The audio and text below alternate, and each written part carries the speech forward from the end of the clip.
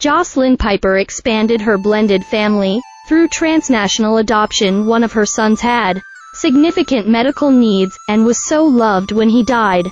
This is Piper's story. As told to Janet Manley, this as told to SA is based on a conversation with Jocelyn Piper. It has been edited for length and clarity. Going into our marriage, my husband, Troy, had 2 kids, and I had one early on. We decided that if we were going to expand our family, we would adopt.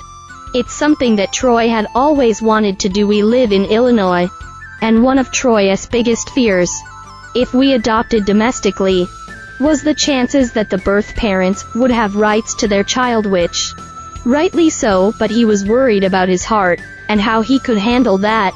Researching Hong Kong's adoption system, we found out that of the children up for adoption, many had significant special needs.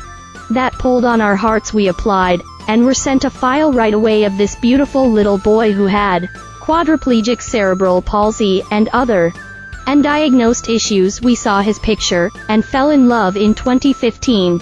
We brought our son Nolan home, and he was the light of all our lives. The connection our older children, Colton, Riley, and Heine, made with him was life-changing for everyone. When you met Nolan, there was something in his soul that you could just feel. He changed people. He made people smile without even being able to say a word.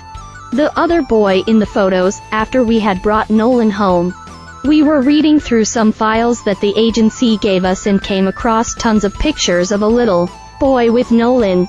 The description for one of the pictures said this little boy would call Nolan his little brother. We thought we would reach out to the agency and see whether we could locate the family that had adopted him. When I reached out to Lifeline, a religious group that helps families adopt children, they told me that no one had ever inquired about this little boy. He had been moved to an adult institution, and was still up for adoption.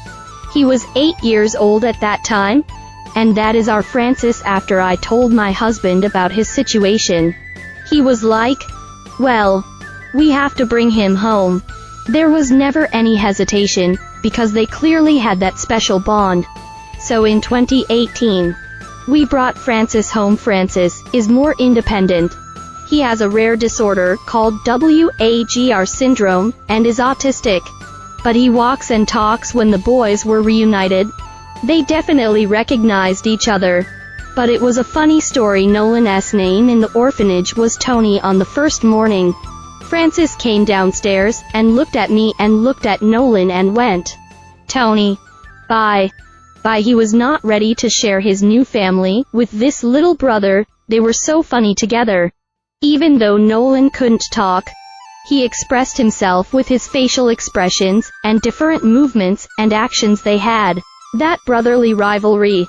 And it was so cute. But financially, because we did 2 adoptions back to back, it was very, very, very hard on us. We are not wealthy, just regular people growing the family. One last time gift of adoption, which provides financial assistance to families who adopt, gave us the largest of the grants we received with Francis adoption. Those grants allowed us to bring him home.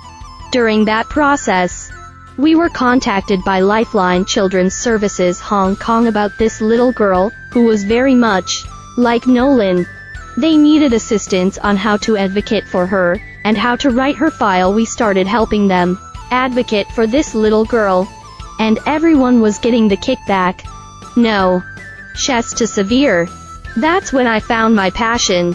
Advocating for these kids, who have so much worth and bring so much joy and value to our family, and getting everyone on board to see that.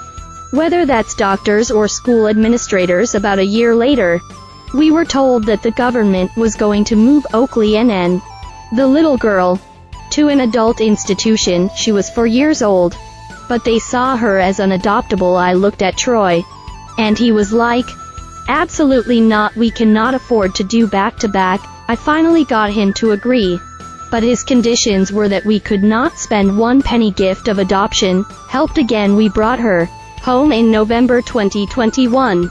In what was a hard year, Nolan had been diagnosed with a seizure disorder called Lennox-Gastaut syndrome.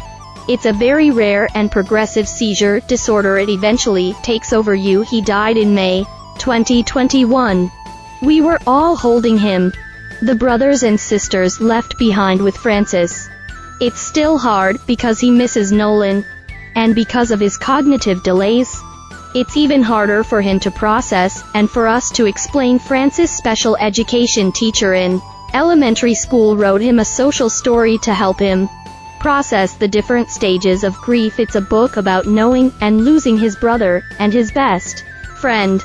He carries this book around every single day, and sometimes we know that he's really missing Nolan, because he'll just, out of nowhere, start reciting the book. What I want people to understand about adoption, my biggest pet peeve about adoption, is hearing how lucky kids are to be adopted. They're not lucky to be in the situation that they were given. It's not always about saving the child.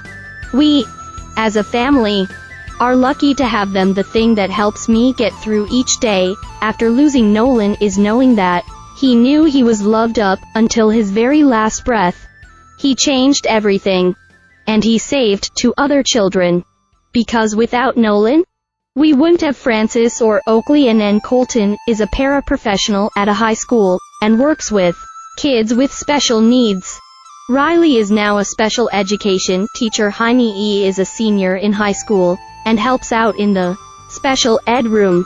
She also has this heart that treats everyone as the person that they are. The kids all have a different understanding of and, I think, love for people than I think they would have had if we had brought these children home. We might smile. We might have tears run down our face remembering Nolan. But it's not upsetting to us, because he deserves to be remembered. He changed everyone.